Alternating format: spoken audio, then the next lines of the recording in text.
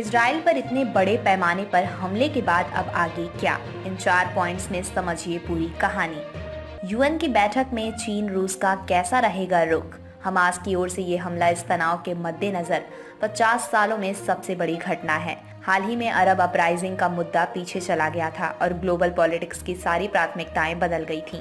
हालांकि अब ऐसा लगता है कि अरब अपराइजिंग का मुद्दा एक बार फिर सतह पर आएगा। ये देखना दिलचस्प होगा कि हाल ही में होने वाली संयुक्त राष्ट्र की सुरक्षा परिषद की बैठक में चीन और रूस का कैसा रुख रहेगा, क्योंकि ऐसा लगता नहीं है कि रूस और चीन किसी भी इजराइल समर्थक प्रस्ताव को पास होने देंगे। ये जाहिर है कि वो चाहेंगे कि इजराइल की आलोचना करने वाला एक प्रस्ताव लाया जाए। इस मामले के बाद अब्राहम एकॉर्ड के टिकाऊ होने पर भी सवाल उठ रहे हैं। फिलिस्तीनी राष्ट्रपति अब्बास की प्रतिक्रिया देखें तो उन्होंने हमास को पूरी तरह से सपोर्ट कर दिया है, यानी फिलिस्तीनी लीडरशिप एकजुट हो गई है। देशों की प्रतिक्रियाएं बहुत कुछ बयां कर रही।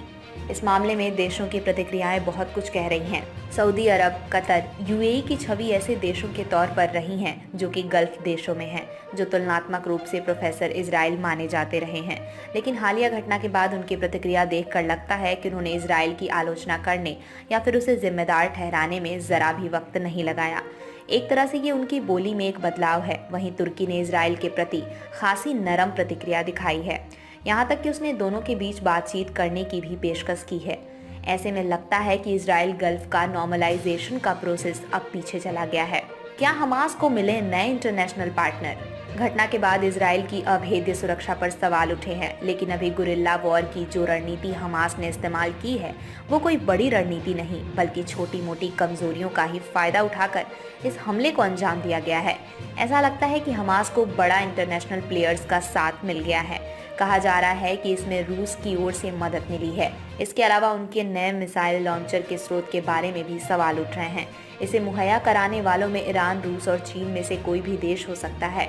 हमास को इस तरह का समर्थन चिंता का विषय है और ये एक नया पैटर्न है। इस घटना के बाद हमास के साथ ही हिजबुल्लाह अब एक्टिव मोड में है। यूक्रेन के बाद डिप्लोमेसी की नई पिच।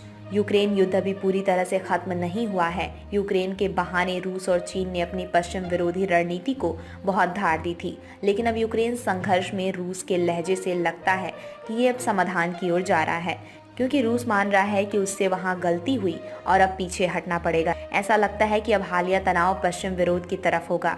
ऐसा ही कुछ अमेरिकी गुट भी करते दिखेंगे। नए हालातों में रूस और चीन हमास को सपोर्ट करते दिखे तो हैरानी नहीं होनी चाहिए। ये दोनों देश अब बेहद अरब समर्थक और फलस्तीन समर्थक अप्रोच दिखा सकते हैं। अंतर्राष्ट्रीय मंचों पर भी इसी तरह की कूटनीतिक तेवर अख्तियार किए जा सकते हैं।